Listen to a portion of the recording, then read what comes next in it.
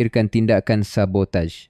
Bawang merah dengan liciknya memerangkap bawang putih ke hutan dengan janji palsu. Teknik manipulasi seperti ini sering dijelaskan dalam sosiologi sebagai power play di mana individu menggunakan tipu daya untuk menjaga kepentingan sendiri.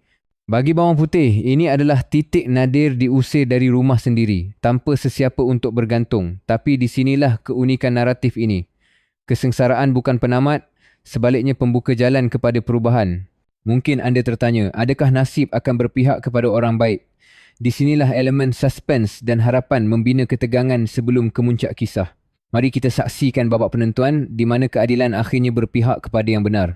Akhirnya, bawang putih bertemu seorang raja yang tidak hanya melihat kecantikan luaran tetapi juga ketulusan hati.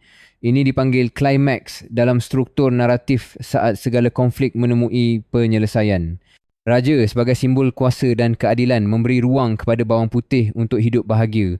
Anda mungkin tertanya bagaimana pula nasib bawang merah dan ibu tirinya. Di sinilah muncul konsep retributive justice, hukuman setimpal untuk kejahatan yang dilakukan. Bawang merah dan ibu tiri akhirnya menerima akibat dari perbuatan mereka satu penyelesaian yang memberi kepuasan moral kepada pendengar. Namun moral utama kisah ini lebih dari sekadar kemenangan si baik. Ia menanam benih pengajaran, kesabaran, keikhlasan dan keberanian untuk menentang kezaliman. Walau bagaimana payah pun hidup. Bukankah elemen inilah yang menjadikan kisah lama sentiasa relevan? Jadi setiap kali anda mendengar atau menonton adaptasi bawang putih bawang merah, ingatlah bahawa di sebalik hiburan ada nilai-nilai abadi yang patut kita warisi. Terima kasih kerana bersama saya menyelami kisah tradisi ini. Moga ia menjadi inspirasi untuk kita semua.